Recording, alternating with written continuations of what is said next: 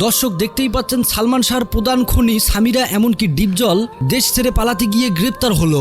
জনপ্রিয় নায়ক সালমান শাহ হত্যা মামলায় তার সাবেক স্ত্রী সামিরা হককে মৃত্যুদণ্ড দিয়েছেন আদালত। সালমান শাহকে মূল যে কারণটি আমরা জানতে পেলাম তা হচ্ছে ডিভোর্স। স্ত্রী সামিরা খানের সাথে ডিভোর্সের সিদ্ধান্তই তার জীবনে কাল হয়ে দাঁড়ালো। 10-15 মিনিট পরেই ডন আসলেন। আসার পর দেখলাম উনি মনে একটু বিরক্ত, আর ওনার পক্ষে তো কোনো আইনজীবী দাঁড়ায় নাই। এখন শুনানি হবে, তার 1 ঘন্টা আগে মামার কাছে ফোনটা আসলো। মিডিয়া ভাই তারা কিন্তু গিয়েছিলেন সামিরার যে বাসা বাড়ি ধরার সেখানে খুঁজতে, তারা কিন্তু তারা পালিয়ে গিয়েছেন। তো গত 2 দিন যাবৎ একটি নিউজ ঘোরাফেরা করছে, ইত্তেফাকে বিশেষ করে এসেছে যে সামিরা কি ভারতে পালিয়ে গেল কিনা। আমরা কিন্তু ভারত বাংলাদেশ এগুলি ভাই বুঝি না। আমরা চাই 1 নাম্বার আসামি, 2 নাম্বার আসামি, 3 নাম্বার থেকে শুরু করে প্রত্যেকটা আসামিকে গ্রেপ্তার করা হবে। সালমান শাহ 3টা বিয়ে করছে ওই মেয়ে, তো ওই মেয়ে ভালো হলো কোত্থেকে? ভালো মাংস মেয়েরাকে 3টা বিয়ে করে? ওনার জন্য মানুষ আত্মহত্যা করছে, তা একে বলে নায়ক? প্রিয় দর্শক, ইতিমধ্যে প্রমাণ সহ গ্রেপ্তার হলো ডিপজল এমনকি সামিরা। সালমান শাহর ঘটনায় শুধু ডন নয়, এই ঘটনার সাথে ডিপজল এমনকি তার স্ত্রী সামিরা হলো মেন মাস্টার মাইন্ড। শেষ পর্যন্ত বিমানে করে পালাতে গিয়ে গ্রেপ্তার হলো এই খুনি সামিরা এমনকি ডিপজল। আজকের এই ভিডিওটা দেখলে জানতে পারবেন কেন ডিপজলের সাথে প্ল্যান করে সামিরা চিত্রনায়ক সালমান শাহকে পৃথিবী থেকে বিদায় করে দিয়েছে, তার কিছু চাঞ্চল্যকর রহস্য। তাছাড়াও কিভাবে পুলিশের হাতে 2 জন একসাথে গ্রেপ্তার হয়। তো প্রিয় দর্শক, চলুন আমরা ভিডিও স্ক্রিনে চলে যাই। ভালো মানুষ, ভালোমিশে ভালো, খুবই ভালো, মানে একটা আন্তরিকতা অন্য ভিতরে কাজ করতো সবসময়। খুব দুষ্টুমি করতো, ফান করতো, খুব মজার মানুষ উনি।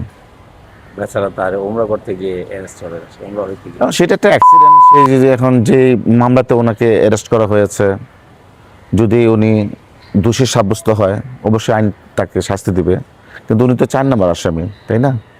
তো ওনার আগে তো আরও 3 জন আসামি আছে, 1 নম্বর আসামি, 2 নম্বর আসামি, 3 নম্বর। তাদেরকে ধরুক, তাদেরকে ধরে সবাইকে একত্র করুক, তাদেরকে আইনে আনা হোক, এনে জিজ্ঞাসাবাদ করুক, তাও তো বেজায়। এখন 30 বছর আগে ঘটনা, 30 বছর হয়ে গেছে, 30 বছর আগে ঘটনা। এখন 4 নম্বর আসামি ধরেছে, ঠিক আছে, উনি দোষী, ধরে নিলাম দোষী, বাট 1 নম্বর আসামি আপনার ধরছেন না কেন?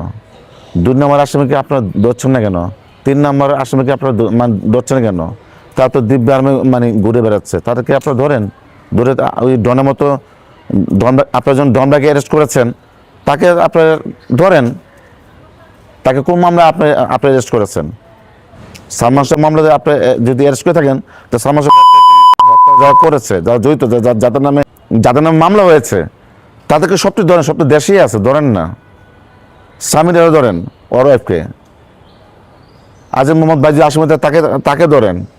3 নম্বর কেস জানি না, ডন, আমি জানার মতো ডন ভাই, হ্যাঁ, তার শাশুড়ি আছে, ধরুক। তারপর আপনার ওই যে ডন ভাই তো 4 নম্বর আসামি, তাদের সেজন ধরা পড়ছে, তো আপনারা তাদেরকে ধরেন না কেন? তাদেরকে ধরে তাদের আইনের আওতা আনেন, আনার পর জিজ্ঞাসাবাদ করেন, সব বেরো আসবে। কেঁচো খুঁজলে সাপ বেরো আসবে, তারপর ধরেন।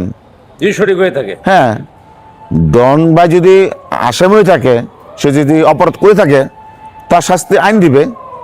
আইনে যা ধারা আছে, সে ধারা অবশ্যই তার শাস্তি হবে, কিছু করার নেই, তাই না? তো 3 নম্বর 4 নম্বর, 1 নম্বর 2 নম্বর আসামি তারা ঘুরে বেড়াচ্ছে। সালমান শাহ 3টা বিয়ে করছে ওই মেয়ে, তো ওই মেয়ে ভালো হলো কোত্থেকে? সালমান শাহ মেয়ে 3টা বিয়ে করছে, তো ওই মেয়ে ভালো কোত্থেকে? ভালো মাংস মেয়েরাকে 3টা বিয়ে করে? ভালোবাসা তো সালমান শাহ সংসারই করতো। হ্যাঁ, তো 2টা 3টা হাঙ্গা ওরা কি করে? খাস বাংলা কথা।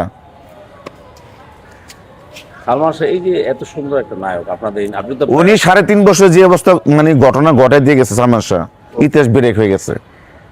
ওনার জন্য মানুষ আত্মহত্যা করছে, তা একে বলে নায়ক, ঠিক আছে? অনেক ছবি করছেন হ্যাঁ, ডন ভাইয়ের সাথে। হ্যাঁ, আপনি অনেক ডন ভাই সিনেমা মানুষ, ডন ভাই ভালো মনে মানুষ। এখন যদি সে অপরাধ হয়ে থাকে, সে শাস্তি পাবে, আর কিছু করার নেই, কিছু বলার নেই এখানে। সালমান শাহ তো অনেক ছবি দেখছেন, যদিও আপনার আগে সে চলে গেছে সিনেমায় আসার আগে। যাক, এখন কথা বলতে চাই না। অভাবটা আসলে পূরণ হবে কি? না না, সর্বশেষ কি বলা আছে সালমান শাহ এবং ডনকে নিয়ে, বা তার মৃত্যুর সালমান শাহ দেখবো, তার যদি সঠিক বিচার আমরা অবশ্যই চাই। সে তো আমাদের ভাই ছিল, তাই না? তার খুনের সাথে যারা জড়িত সবাইকে ধরা হোক। না মানে ন্যাচারালি তাকে একা না, তার 1 নম্বর 2 নম্বর আসামি সবাইকে ধরা হোক, ধরে তাদেরকে আইনে জিজ্ঞাসাবাদ করে আইনের লতে যা আছে, আমরা তো সব কিছু জানি না, তার বিচারটা অবশ্যই হওয়া উচিত। 1, 2, 3 আসামি ধরা পড়লেই সব রহস্য উদ্বোধন সব পেয়ে যাবে যে আসলে কি ঘটছে। কি ঘটনা ঘটছে, দেশের মানুষ পুরো দেশবাসী জানবে কি ঘটেছিল, কি হয়েছিল। সবাই কিন্তু অনেক আগ্রহে আছে এটা। সবাই আছে, এটা জানার সবাই আগ্রহ আছে। এখন ওনাকে ধরলেই এই 1 নম্বর আসামি 2 নম্বর আসামি ধরলেই বা 3 নম্বর আসামি ধরলেই, যেহেতু ডন ভাইকে আর ওনারা এয়ারপোর্ট থেকে অ্যারেস্ট করেছে, অতএব তাদেরকে ধরলেই সব রহস্য বেরিয়ে আসবে, মানে বেরিয়ে চলে আসবে এবং দেশবাসী জানবে তার মৃত্যুটা কিভাবে হয়েছে। আমাদেরও সেটা জানার খুব আগ্রহ। ধন্যবাদ। সালমান শাহর ছবি দেখছেন আপনি? এটা কিরকম কথা হইলো? প্রচুর ছবি। না, হলে গিয়ে হলে। হ্যাঁ, অনেক ছবি দেখেছি। না, ওই সময়ের কথা বলছি যখন হ্যাঁ অবশ্যই। আমরা শুনেন, আমরা সব হিরো ছবি দেখতাম, কে কোন ছবি কেমন করতো, কোন হিরো কোন নায়ক কি অভিনয় করতো, ওগুলো দেখতাম। আমাদের এগুলো তখন আমাদের তো এটা অভিজ্ঞতা না। ফিল্ম তো শেষ, পুরো ইন্ডাস্ট্রি মানে কমায় চলে গেছে, মানে আইসিইউতে চলে গেছে ইন্ডাস্ট্রি। বিএফডিসি আইসিইউতে চলে গেছে, মানে লাইফ সাপোর্ট আছে। বাংলাদেশ চলচ্চিত্র উন্নয়ন কর্পোরেশন এখন লাইফ সাপোর্ট আছে। জীবন এদিকে নজর দিবে না, আসবে যাবে দেখবে। এর চেয়ে ভালো যে প্রাইভেট যে চ্যানেলগুলি আছে, ও চ্যানেলে ঢুকলে আর এফডিসি ঢুকতে মন চায় না, তাই না? হ্যাঁ, প্রাইভেট চ্যানেলগুলি যেটা আছে, চ্যানেল আমি গতকালকে চ্যানেলে গিয়ে আসছি, আমার মনে হচ্ছে আমি 2 দিন এফডিসি ঢুকিনি, আজকে আসছি। প্রাইভেট চ্যানেলগুলি কত উন্নত, কি সুন্দর, কি ডাইরেকশন, আর কি এটা কি বানাচ্ছে, একটা মনে হয় একটা করাল বস্তি বানা রাখছে, করাল বস্তি চিনেন, তার চেয়ে সুন্দর এটা।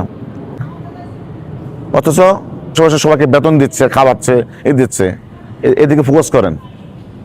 কত কাজ করছে এই ফ্লোরে, সব জায়গায় একটা আর আগে আমরা মানে শর্ট দিতে হলে লোক সরাই দেয়, লোক সরাও, একটা শর্ট দিতে হলে বিএফডিসি যদি টিকিয়ে রাখতে হয়, এটাকে একটা কমিটি গঠন করে দেবে, দ্রুত এটাকে সংস্কার করা হোক, ভালো করা হোক। মানদা আমলের রং রয়ে গেছে এখনো, এই রংগুলি সব চেঞ্জ করতে হবে, কালার চেঞ্জ করতে হবে। রাস্তাঘাটে বৃষ্টি হলে কমর পর্যন্ত পানি হয়ে যায় এফডিসিতে, এখন বৃষ্টি হলে এফডিসিতে কমর পর্যন্ত পানি হয়ে যায়। ডনের এখন যেহেতু গ্রেপ্তার হয়েছে, এই উপলক্ষে সবাই একসাথে বলবো আলহামদুলিল্লাহ। তো শুধু ডনকে না, ডন তো 4 নম্বর আসামি, তো 1 নম্বর আসামি যে সামিরা, সালমান শাহর সাবেক ওয়াইফ, আমি বলি সাবেক ওয়াইফ, তো সামিরা কিন্তু 20 অক্টোবর যেদিন এই মামলা অপমৃত্যু মামলা থেকে হত্যা মামলায় রূপান্তর করা হয়, সেদিন রাত্রে পর্যন্ত কিন্তু সামিরার ফেসবুক আইডি সেটি কিন্তু অ্যাক্টিভ ছিল। মামলা হয়ে যাওয়ার পর থেকে কিন্তু আর সামিরাকে খুঁজে পাওয়া যাচ্ছে না। আমাদের একটি মিডিয়া ভাই, তারা কিন্তু গিয়েছিলেন সামিরার যে বাড়ি ধরার, সেখানে খুঁজতে, তারা কিন্তু তারা পালিয়ে গিয়েছেন। তো গত 2 দিন যাবৎ একটি নিউজ ঘোরাফেরা করছে, ইত্তেফাকে বিশেষ করে এসেছে যে আপনার সামিরা কি ভারতে পালিয়ে গেল কিনা। আমরা কিন্তু ভারত বাংলাদেশ এগুলি ভাই বুঝি না। আমরা চাই 1 নম্বর আসামি, 2 নম্বর আসামি, 3 নম্বর থেকে শুরু করে প্রত্যেকটা আসামিকে গ্রেপ্তার করা হবে।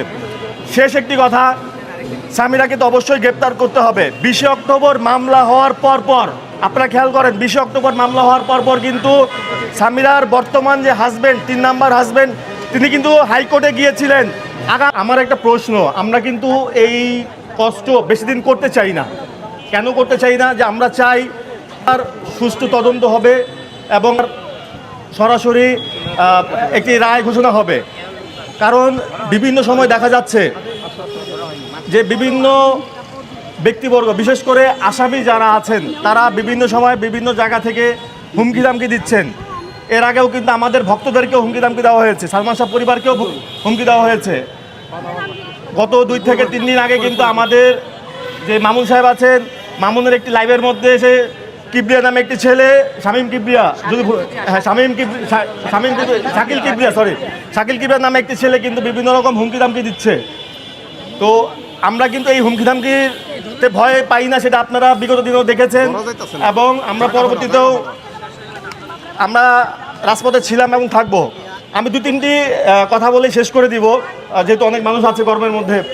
তো প্রথম কথা হচ্ছে, ডনকে কিন্তু 9 আগস্ট যখন গ্রেপ্তার করা হয়, আমরা ভক্তবৃন্দ বেশ কয়েকজন সরাসরি কোর্টে চলে গিয়েছিলাম। তার চেহারা কিন্তু খুব হাস্যোজ্জ্বল ছিল যখন সে গ্রেপ্তার করে তাকে যখন এজলাসে দাঁড় করানো হয়। তো এইটা কিন্তু মানে তার একটা চেহারার অভিব্যক্তি দেখে বোঝা যায় সে কতটা ধরেন অহংকার ছিল। কিন্তু তার পরক্ষণে তার হয়তো একটা ধারণা ছিল, যেহেতু 20 অক্টোবর এই মামলাটি দায়ের করা হয় রমনা থানায়, তারপরেও কিন্তু সে বিভিন্ন সময় মিডিয়াতে বিভিন্ন আপনার চলচ্চিত্রের শুটিংয়ে অংশগ্রহণ করেছে, আমরা বিভিন্ন মিডিয়ার মাধ্যমে দেখতে পেয়েছি। শুধু তাই নয়, তিনি কিন্তু আপনার এই জাতীয় নির্বাচনে আপনার সরকারি দলের পক্ষে বিভিন্ন সময় বিভিন্ন নির্বাচনী প্রচারণা করেছেন।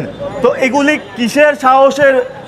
দর্শক, এতক্ষণ থেকে পুরো ভিডিওটি প্রথম থেকে শেষ পর্যন্ত দেখার জন্য আপনাদেরকে অসংখ্য ধন্যবাদ। ইতিমধ্যে সামিরা নাকি ভারতে পালিয়ে গিয়েছে, তার কোনো খোঁজ খবর পাওয়া যাচ্ছে না। বাংলাদেশের প্রত্যেকটা মানুষ তাকে খুঁজতেছে যে সামিরা কই। আমাদের চিত্রনায়ক সালমান শাহর প্রধান খুনি হচ্ছে এই সামিরা, যে কিনা দেশ ছেড়ে পালিয়ে ওপার বাংলায় গিয়ে আছে।